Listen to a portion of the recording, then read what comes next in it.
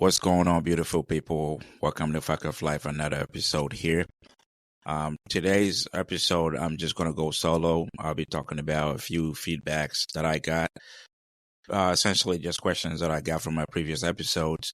And I guess a few people wanted to get some clarifications about certain things I mentioned up in those episodes. And I just try to answer it to the best of my knowledge. And also go into a certain mode, like I did mention in the beginning. If you've listened to my first episode of this podcast, I did say that I was going to talk about myself. I was going to talk about general societal problems and any other issues that I think that it's worth talking about or I have the knowledge of to talk about. And if I don't, I'll bring someone in to talk about it with them. Someone that's a professional that can talk about it, that can do more explaining than I can ever do. And so here today, it's not that time for me to get a professional. This is just my story, and I'm sticking to it. It's things that I can personally tell you because these are my personal life experiences and stories that I can basically say in a better way than anybody else because it's my story. First of all, I'll begin by answering a few questions that a few people had requested that I do answer. Some people, there was a question here that said that this wasn't an anonymous questions, and I did put this up on my Snapchat and on Instagram or over with Africa Chat. I because my first channel or my first podcast show is the Africa Chat, and this one is more of a secondary one that I use to talk about general stuff. Africa Chat is mainly based on talking about more in depth and more about Africa, Black people, so essentially it's anything Afro related. I get people and then I talk to them about it, professionals, professors and stuff like that. And so I figured that since that was like almost like a one-sided type of conversation, there were other conversations that were in my thoughts that I wanted to have that I couldn't just relate it to just Africa. It's just overall. The most recent interview or conversation I had was with Kevin Strauss. He did talk about childhood trauma and stuff like that. And that's not something that's anything related to any culture, race, anything like that. That's just universal. People in different places adapt or react to certain things in a different way because mainly first of all, they're in a different geographical location. And then second of all, that's just because of how the culture is over there. So we all relate in a different way. By the end of the day, we are all humans. We do the exact same thing. So a topic like that would be best fitting fact of life, which generally I have the ability. I'm not limited over here as well. So one of the questions were, how was the coping mechanism when I was back in Africa as a kid growing up? Well, I cannot really say. I can't really remember everything back then. I know I left as a teenager, but there was there are a few things that I can barely remember right now. So I do my best to answer some of these questions as they go. Some of the coping mechanism was I did have, if you're from Ghana or if you're from Africa or anywhere in the African continent, you will notice, you would realize that there's so many other people that have this similar story or lifestyle or similar childhood as you did. And so it's almost normalized that if you had to go through that, it's just how it should be or how it is. And in reality, moving away, living in America, growing up a little bit more here, I have come to understand there's so many other things that are not normal. But if you go back where I'm from, or if you go back specifically to Ghana, for example, it's normalized there. It's okay for a kid to go hungry. It's it's morally not okay, but it's just basically you're not the only person that's going through it. So if you complain about it, basically you are seen or you're looked at as you're complaining. And I'm pretty sure this will resonate, or this will actually, most people that come from where I'm from, they will understand this.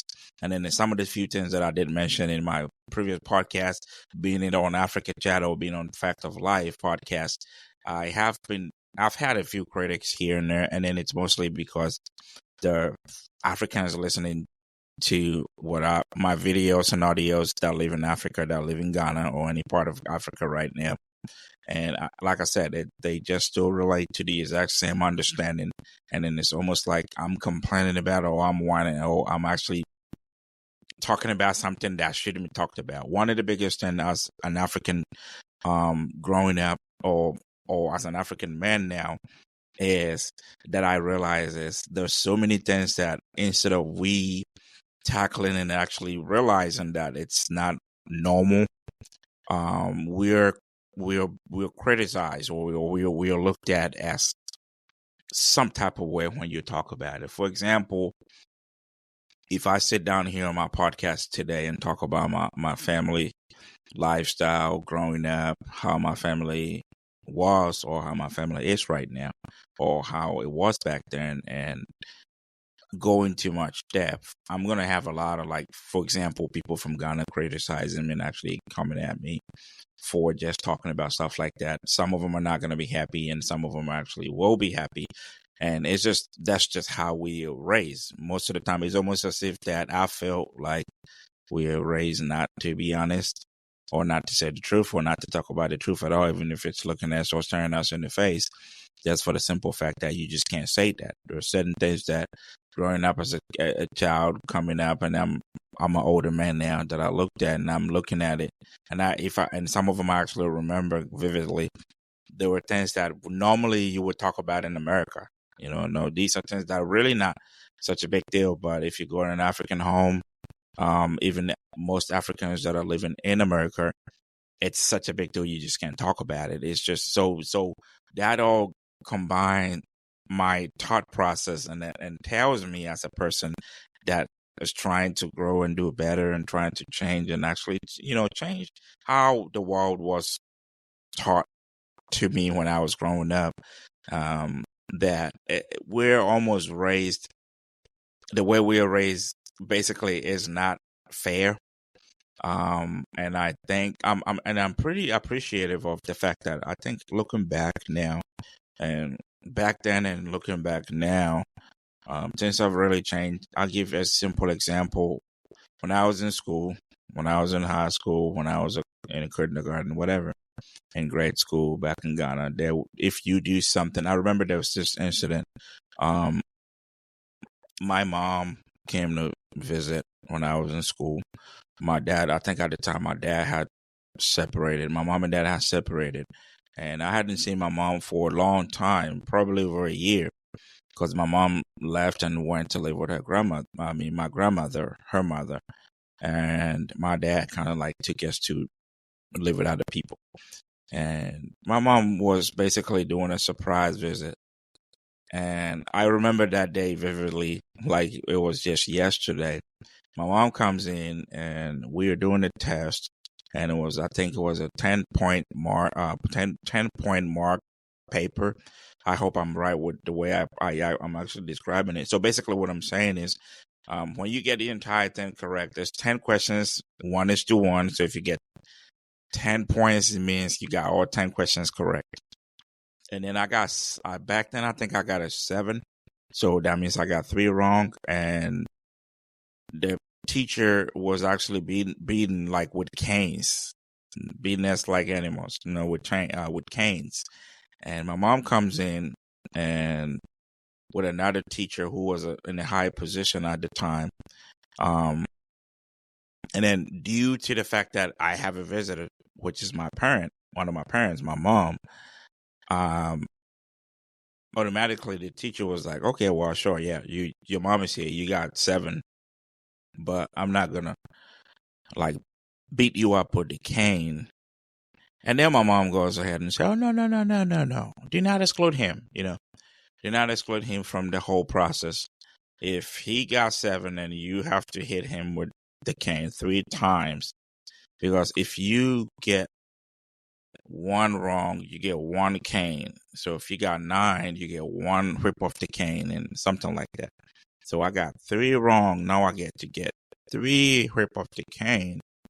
And that wasn't a good experience. That I was not happy about it. I am still not happy about it. I sit here talk about it today because one, why would my mother not just let me go? Not just say, hey, okay, well, I saved you, saved by the bell, yay, kind of something like that.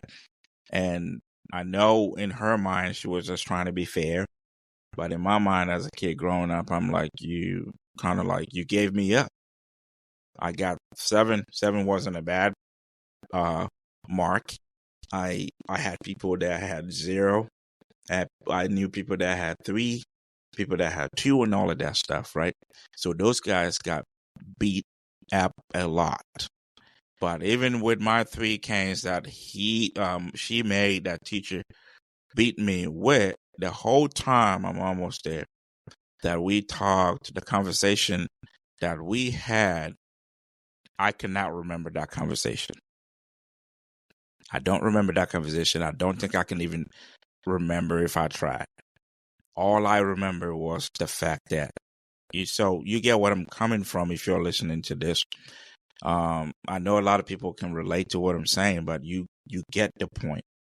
The point of the matter was supposed to be a surprise visit. I was supposed to be excited about it. It was supposed to be a good memory. Instead of one decision, one situation that happened with the entire visit, I don't remember the rest of the visit. I don't remember what was said. I know my mom brought us food and gift, but I just can't remember what it was. I can't remember what type of food it was. It could have been my favorite food, but I just don't remember. Because again, the experience wasn't correct with me. What I can remember vividly was the bad ones. And so yeah, that was one example. That was some of the coping mechanisms that we had to survive. And like I did mention earlier, it's really getting exciting when I speak with folks that I haven't been back to Ghana ever since I left. I think I've said it a few times on this show as well too. One of the good things and one of the most happiest things that I'm actually coming up and actually hearing now is Ghana is taking away that system where we use canes and belts, and I remember there used to be a teacher that had this kind of like almost like a freaking rubber cane, or that never really breaks, that he was beating us with. I have scars in my back. I have scars like on my body that were from me being beaten in school just because impacting. I do understand the whole process of impacting knowledge, but if I'm forced to be beaten like an animal, and animals don't even deserve to be beaten like the way we were in high school and all of that stuff. And so me here today hearing that people from people that are in high school right now in Ghana, and then you can put this in the comment when I post this. If I'm lying, I hear that people in high school right now, they're not being treated the same way, and that's really an exciting news. That's really something that I'm very happy about, to hear that the things are not the same.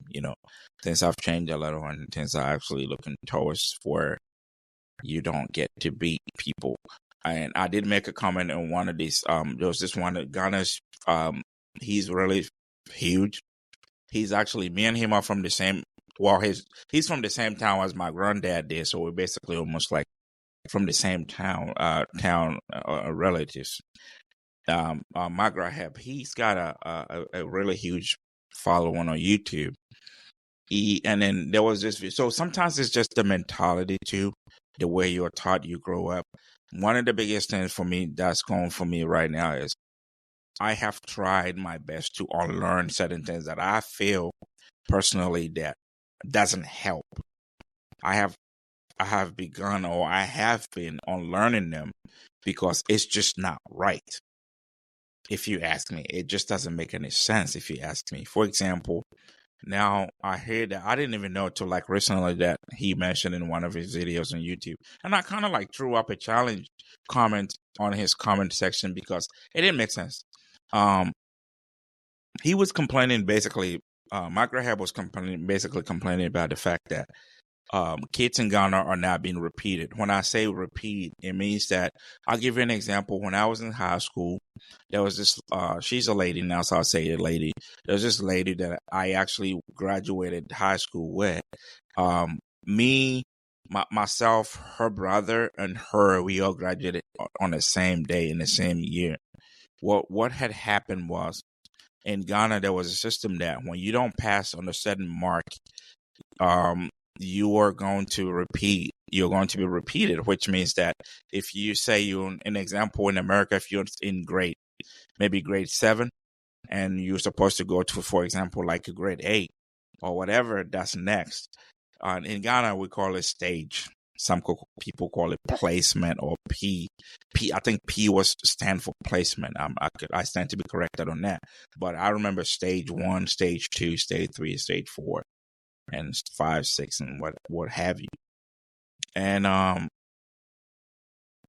when we were going to stage 5 from stage 4, she was repeated because she was supposed to pass a certain exam and test, and according to the school's principals, whatever that she was supposed to get, she didn't get that. She was repeated, and she stayed. So her little brother, who was right about the same age as myself, I'm not going to mention names because, when school started, she was in the same class with us.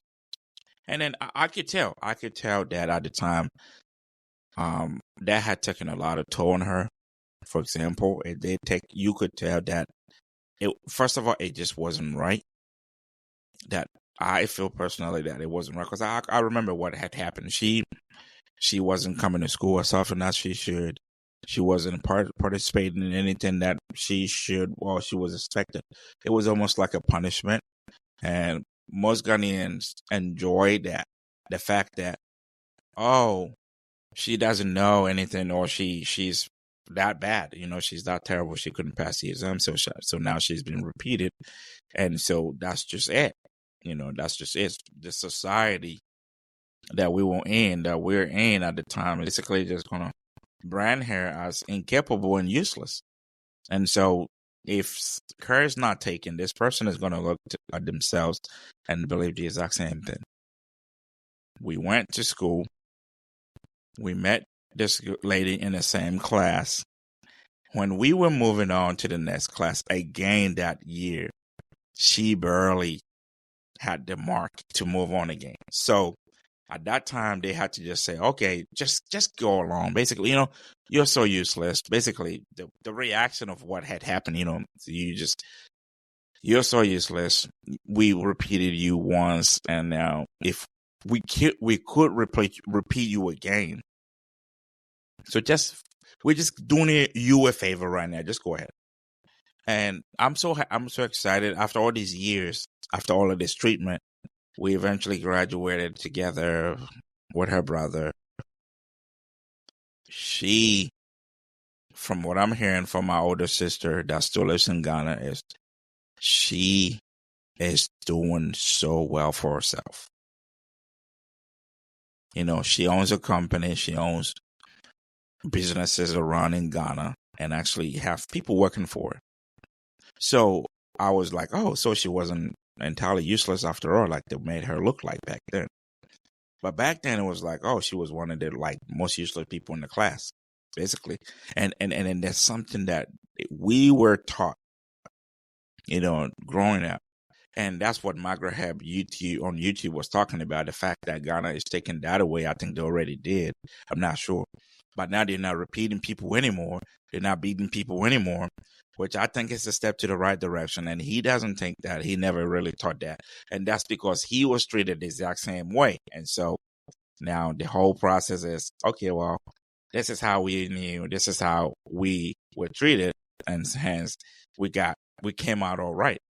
But what I was trying to tell him was, after many years of you living outside the country of Ghana and outside the continent of Africa, I was expecting him to kind of like know exactly what he had missed or what we missed being treated the way or being raised the way that we were. But unfortunately, people are not the same.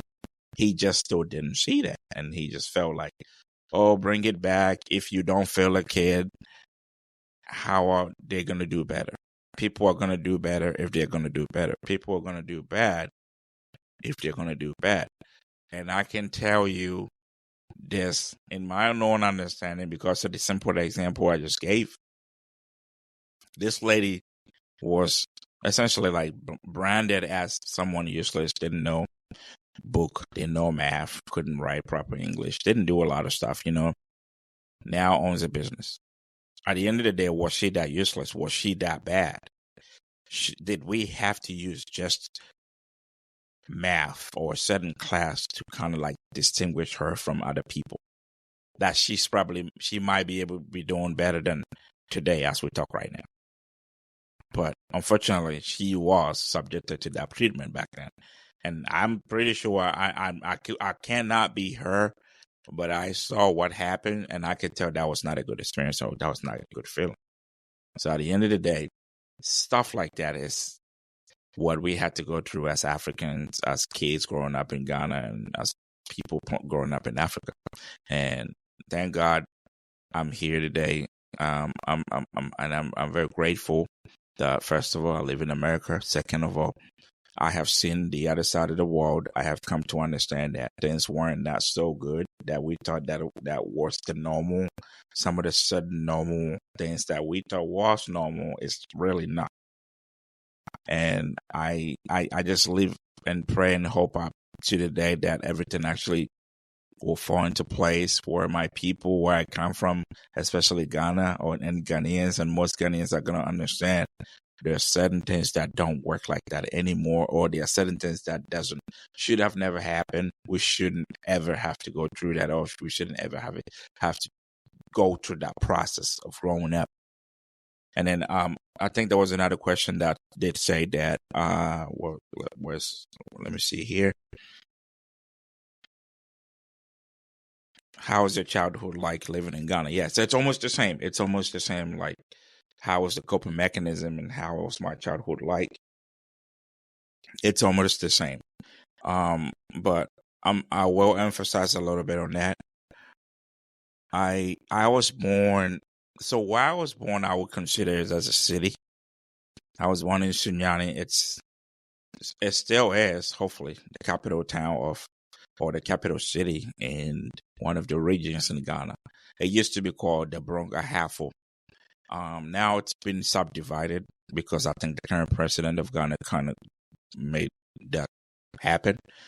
Yes, I remember when I was growing up, you could just basically be minding your business, be acting like as a kid, and there's this older person, older lady or older man in the neighborhood who would just say, "Hey, you shouldn't do that," and then start beating you. And then your parents or whoever is taking care of you will come into the picture and then they'll explain why they were beating you up. And the person is like, "Oh, good job. Thank you for beating him. Thank you for correcting him." I understand now. Ghana is not like that anymore. I'm very happy about it. You can't just beat anybody's kids out of nowhere because you're an adult. I understand that you can't just beat kids in the school with rods and stuff like that. I've seen a few videos on social media where a teacher or some of the teachers are still using and doing the exact same old mindset stuff by beating kids. And they're being criticized and called out on social media and stuff. So basically, I think part of the major changes that we've had as a community, as a country in Ghana, for example, I'm saying a lot of Ghana, because that's where I'm from. And that's where I can actually speak much about. But I know this is a universal thing. Of example, in the immediate countries that are closer to Ghana, like Nigeria, Togo, Cameroon, Ivory Coast. Those countries that are Burkina Faso, all of those countries, they are doing the exact same thing, or probably worse, and probably worse, or just just like Ghana is doing it, and it's not different from those places as well. But I'm just excited, and I know I have more updates about what goes on in Ghana because that's where I have family at, and that's where I can talk to people that are actually really still living there, and they can tell me more. Maybe somehow down the road, I will try to get somebody from a different part of Africa and talk about this with them, and maybe put it on African chat, which kind of will be relating to that. But for now, socially, I'm just talking in general, and that's why this is actually going to be posted on Fact of Life podcast. But it's all in relation to childhood trauma. I don't want to call myself as a victim of a childhood trauma victim, but at the same time, I just can't deny that I did experience something like that. So it's a give and take. It's what you want to believe. It's what you want to think about. It's what you want to accept as a person. And someone said that there's another question here that said, so what happened after you failed to hang yourself? Okay. I think I know what this question was about. So, so during the conversation with Kevin, I briefly chipped in something that I don't talk about. Something that I haven't really told a lot of people, and so it just came out. And I think this is part of the reason why I'm doing what I'm doing. This is part of the reason why I came up with this podcast and decided to talk about it. There's really nothing wrong with this, especially in this side of the world that I live now in America. America has taught me a lot. Back home, if I was still living in Ghana, if I grew up in Ghana, I don't think I would be allowed to talk about it. And even if as I'm talking about it this right now, I know people are going to criticize me. But so briefly, it was hard. It was hard. If you've been to a tropical area like Ghana, you would know that there's certain trees like that bear fruits that we could just eat. And there was this tree called the cashew tree. I've seen the cashew nuts itself, the nuts that comes out of it. In Walmart over here in America, they just take them out. I don't know where they came from, but because I've never seen a cashew tree here planted anywhere in America, but I see the nuts. It's roasted nuts from the cashew. It looks almost like groundnuts or peanuts, but hungry. And there was just a lot of like gathering around the neighborhood, and people were wailing, and some lady was crying, and then there was this boy. Apparently, he was going through the exact same or similar situation that we were going through. His parents were separated. Whoever he was living with at the time wasn't really paying so much attention to him. And I overheard one of the adults in the neighborhood, after like getting closer, trying to find out, investigate what was going on. We were told that the kid had passed away. And the manner and the way and how he had passed away was he had hanged himself. So one of the adults said, "Oh, well, I used to see that kid. He's been going through a lot, His parents weren't there. He really just didn't have any type of support and anything like that. So, in as much as this is really sad, I hope he's in a better place." That's what he said. I hope he's in a better place. So I kept asking questions. I was like, "Oh, so what do you mean he hanged himself? What did he do?" And the guy was like, "Oh, well, when someone hanged himself, basically explaining to me what he had done." I was like, "Oh, wow, the kid did that." And he's like, yeah. Sometimes, people do stuff that's really not understanding. It's really painful to talk about. But he hoped, like he said again, he is in a better place. And then just ended that conversation right there. So in my own mind, I'm not sure how that was. I can't remember. But I'm thinking, okay, so if he did that to go to a better place, maybe I should do too. So I kind of wanted to replicate the exact same process that he used to go to the same place that I want to be to now. And I got a rope, made sure that it wasn't going to break. thinking of all the trees around that I could get to was the cashew tree that I was able to climb. And I was so used to it because I was always going up in there to pluck some of the fruits and eat.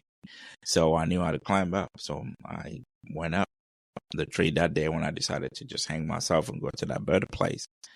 And then unfortunately, or fortunately for me, I am grateful today. I'm sitting here.